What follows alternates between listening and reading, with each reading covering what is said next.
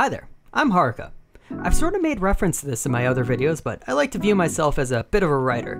Hell, I'm better at writing these scripts than I am at editing the videos they're used for. Imagine me, but with a real editor. Anyway, I've also mentioned that I watch a lot of bad anime. The thing about bad anime is that a lot of the time it's very close to being great anime. Sometimes it's just one or two things that can make that difference. So, full disclosure, I'm not taking credit for this style of video. Actually, I was inspired to do something like this from this series from Belated Media called What If the Star Wars Prequels Were Good? I really like the way he was able to make a much more interesting and compelling story by just playing with the characters already at his disposal. I'd also like to shout out this video from Mother's Basement about how to fix SAO. Links to those videos in the description. So I wanted to take a crack at my own writing boogie monster. Carole Tuesday was a Netflix anime from the spring season of 2019. The show was created and directed by a legend in the industry, Shinichiro Watanabe. The character design was beautiful, the art design in general was amazing, and the soundtrack was unreal in how listenable it is. I don't normally listen to anime soundtracks, but this was something special. The actual anime, on the other hand, look, there was a lot of the story that just fell flat, especially in the second half. The first half was actually pretty good. So let me just try to recap the entire story for you, at least in the way that I viewed it. This is obviously a massive spoiler warning, so if you haven't seen Carole Tuesday and want to watch it before I give my version of the story, go and do that before watching. If you don't care and think 24 episodes is too much, then stick around as I try to plow through all of it as quickly as I can. So we're introduced to two girls at the beginning, Carole and Tuesday.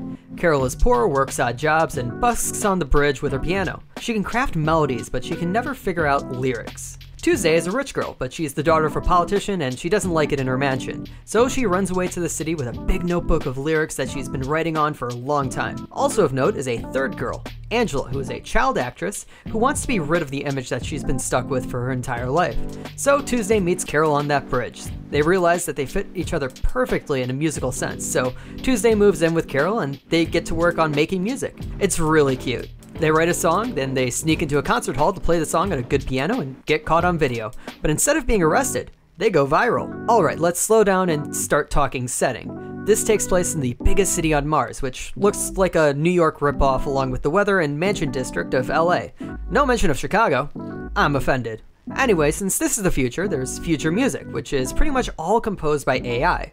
It's all still performed by people with real musical talent for performing, but there's really no singer-songwriters anymore. So the fact that Carole and Tuesday are making their own music is incredibly important. This big viral video gets them in contact with some people like Roddy, the young audio engineer who took the video originally, and Gus, an old former musician who becomes their manager. There's also Erdogan, a billionaire playboy producer who is Roddy's boss, but he hates the girls, so whatever.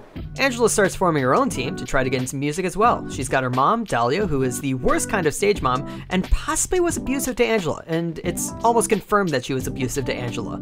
But she did hook Angela up with Tao, a computer genius who just decided one day that he wanted to work in music instead of making mind control machines. But clearly that doesn't mean he's done messing with people, as he pretty much puts Angela through torture to make her sing the song his AI wrote perfectly. Back to Carole and Tuesday.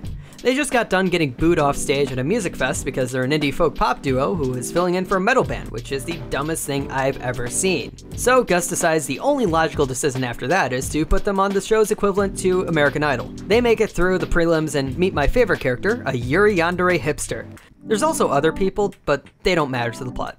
Maybe Sybil doesn't, but I still like her. The competition happens, Angela meets the girls and instantly wants to start beef, and the Yandere does Yandere things. Also, right before the final, Tuesday gets kidnapped by her mother and forces her into house arrest, but she escapes and then they lose by default to Angela, but also they don't fully lose because the judges decide to offer them both contracts with the record company. Now that's the first 12 episodes, so this is where I think things fall apart. Gus talks the girls out of a contract, basically saying that it's better to be independent now so they can get an even bigger contract in the future. Meanwhile, Angela takes the money, a way too big contract for her stature, and gets mass acclaim for her first single. But she's still just a tool for Tao and his AIs. Then some things happen. Carole meets her biological father, and Tuesday's mom turns out to be a populist running with some very strict immigration policies. So Tuesday then gets contacted by some reporter dude. There's this weird thing where Tuesday falls in love with the guy even though he's way older than her, and she gets depressed because she found out he already had a girlfriend that's, you know, his own age.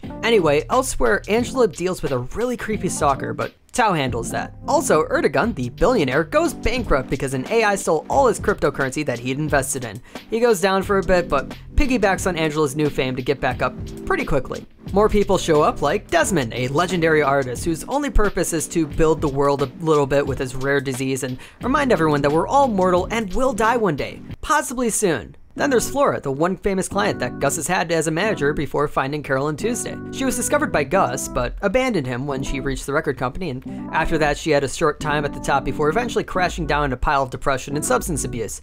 Not fun.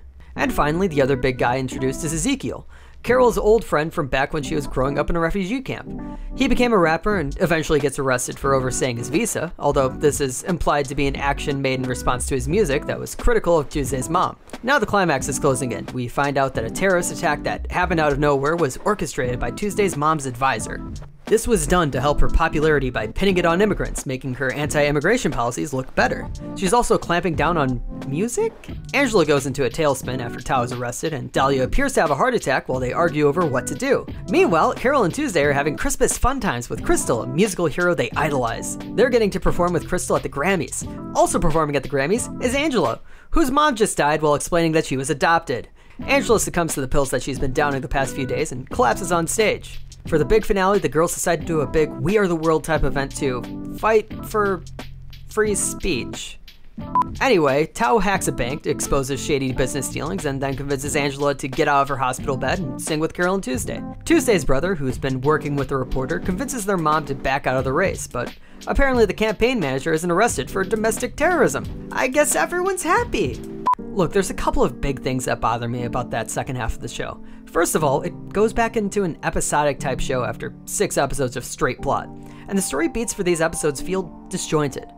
Like, things aren't cause and effect, like how a good story is written, and there's quite a few and then beats added in, which is what I call things that happen for no apparent reason, an effect without cause, or at the very least without a visible cause given in the story. And by introducing the reporter and the campaign team, I think that the story took on more areas of focus than it could really handle, pushing the plot to critical mass. I think Watanabe did this because he had a lot of really cool ideas for world building purposes, but couldn't find enough places to fit it in naturally in the first half of the show.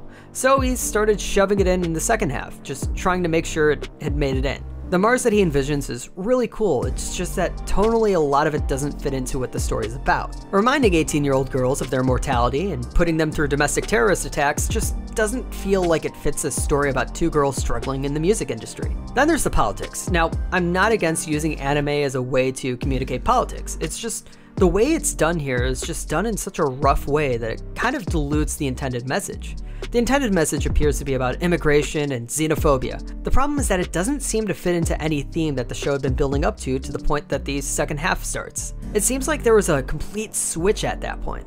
You can tell by the amount that it's driven home that Watanabe is trying to make a point, but somehow it's still watered down and vague enough that the point isn't really made well. And finally, there was a beautiful conflict just bubbling up to the surface in this show that was struck down for some reason. As somewhat of a musician myself, the concept of a world where all music was made by AI is something that seems like a really interesting place to work with, at least for a story. The battle between AI-created music and what I'll call organic music seems to be the big difference between Carole Tuesday and Angela. But for some reason, it's barely explored. There's so much screen time given to immigration issues, but all the musical bits get yada yada despite this being a music anime. So what will I do to fix this situation? First of all, the plot needs to be refocused to pay more attention to the battle between AI music and organic music.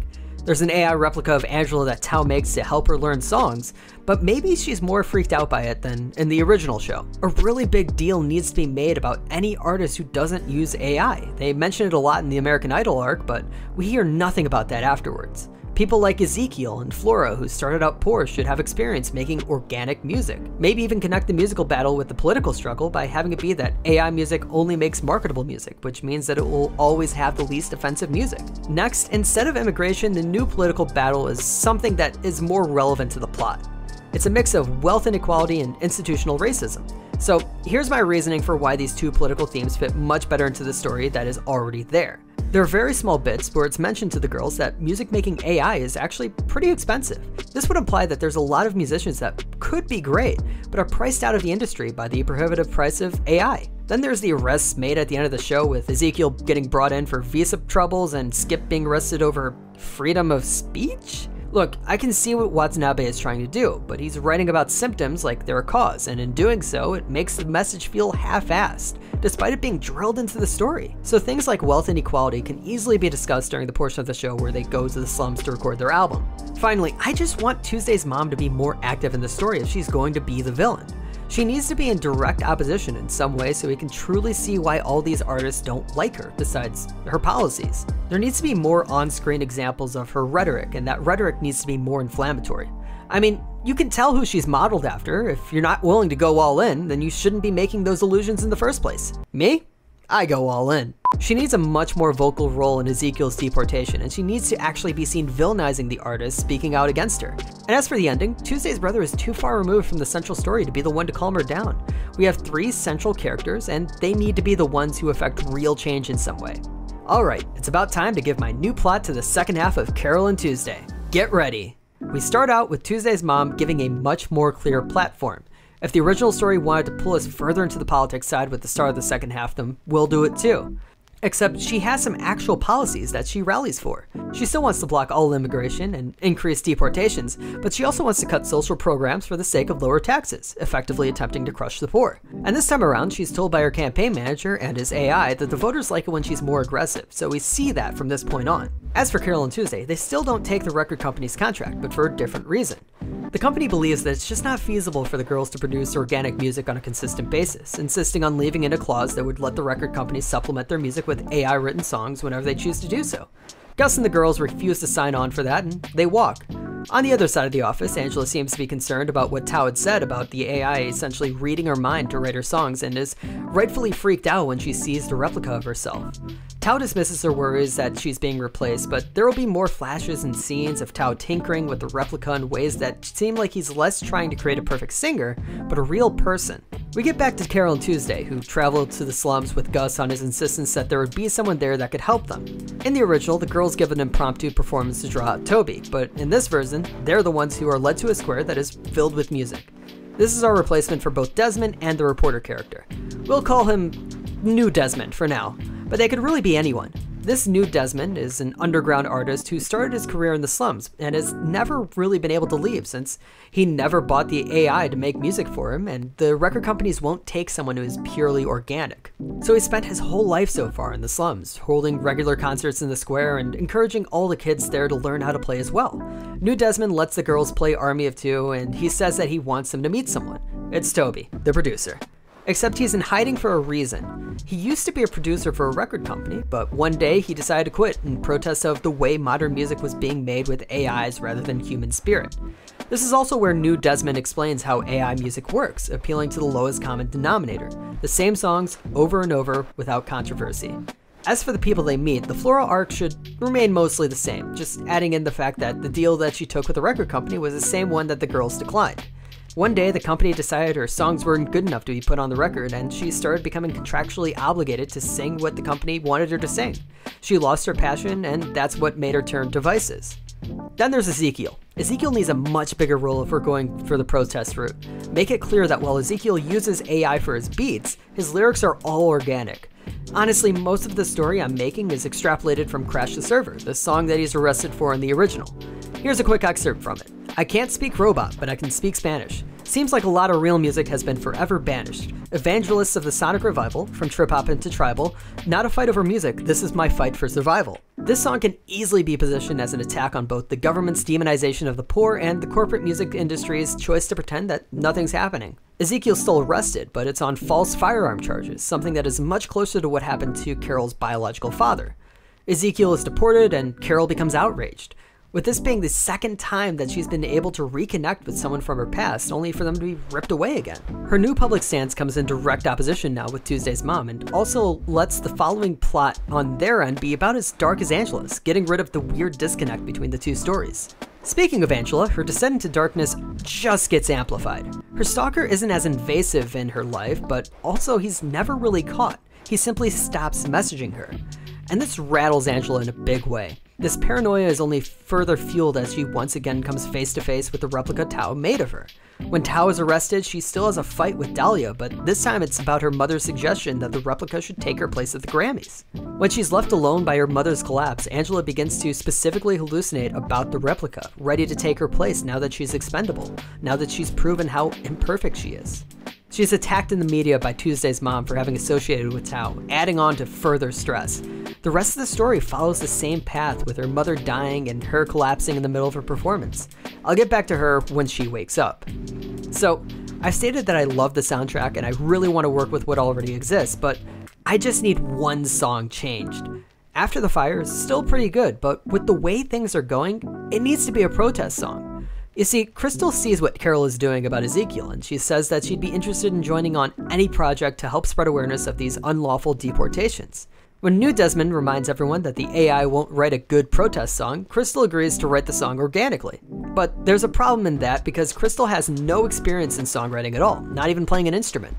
This humanizes a larger-than-life figure in these girls' eyes and allows them to get to know her as they work on the song. The song is a hit during the Grammys performance, so much so that Tuesday's mom finally turns her attention to Carole in the media. She rails against her, asking why her own daughter would go up on stage with such unsavory people. See the rhetoric? Yeah, that's how you make someone sound like a terrible person and a villain. Although this is still just her getting orders from her campaign manager and his AI. Anyway, the big finale is brought on by her comments, with Tuesday having a bit of a crisis about why her own mother would say such things about her friends. Crystal contacts the girls about Skip's arrest, which is now more solidified as drug charges, still falsified. She wants to do another song, an even bigger one. They round up a bunch of artists, but it's not just this all-star cast they had in the original. All the soloists are there, but the backing group is made up of the kids from the slums who New Desmond had taught. This is done in a way to show that music is for everyone, no matter who you are or where you're from. And while Tao still does his big hack, it's not in the bank anymore, it's on the record companies. He divulges some big shady dealings and destroys all the songwriting AIs they have in their system. His goodbye to Angela becomes something of an apology for his behavior during his time with her. The AI had been intended to replace Angela, but after her performance that night at the Grammys, he realized that the replica couldn't match Angela's performance, no matter how hard he tried. The reason he became interested in Carole Tuesday's music during the American Idol show was because of this emotion that he couldn't fathom. In the original, he explains to Angela that she and him were both designer babies. In my version here, he adds that while they may have been both created in the same way, their different upbringings allowed her to develop these emotions that he never did. She was given the freedom to feel, to love, to despair, to create. And now she has the freedom to really do that as an artist. This is about where the original story ends, with everyone singing, but that's not quite it yet on my end. The cops all burst in after the song ends, and everyone is rounded up and tossed into jail for the night for trespassing. Turns out, music doesn't actually change policy that easily, and Tuesday's mom calls her into a private room. She begins to lecture her daughter about consequences and how disappointed she is, but Tuesday speaks back to her for the first time. It's a cathartic moment as she unloads about how unloved she felt in her sanitized mansion, that she found a true solace in music and has now found her own new family in music. She then turns it around on her mother, saying that her decision to protect her family forced Carole further away from hers. Tuesday refuses her mother's offer of being released early and returns to her cell with Carole and some of the others. Tuesday's mom leaves in a contemplative state and goes to see the campaign manager, who tells her that her next step, according to the AI, is to deport Carole. She takes a moment, then looks back up at the man, and tells him he's fired. Back in the cell, Angela remembers a song she made up when she was little and begins to sing it. The others join in, and we hear the song continue in the background as we see everyone released the next morning, along with Tuesday's mom officially withdrawing from the presidential race, as well as apologizing to everyone for her actions the past few months. And that's it. That's the new ending to Carole Tuesday. At least to me, it feels much more coherent and true to the core of what the stories seem to be about. It's about the human aspect of life still being important even in a world dominated by technology. That music is something that should be available to everyone, not just the wealthy. And music brings people together and forms not just communities, but families. This may not be the Carole Tuesday we all got, but at the very least, we got an excellent soundtrack thanks to Maki. Hell, I even found some new favorite artists, if you couldn't tell by my favorite side characters. Michael Loupte, who did Sybil's song, is a fantastic French-Japanese singer, and Denzel Curry is an amazing Florida rapper. Seriously, check out his video In the Cave with Kenny Beats and listen to Taboo. Anyway, thank you for watching. I really want to try doing this again, whether it's rewriting a different anime or manga, or maybe even taking a genre and writing a completely new story.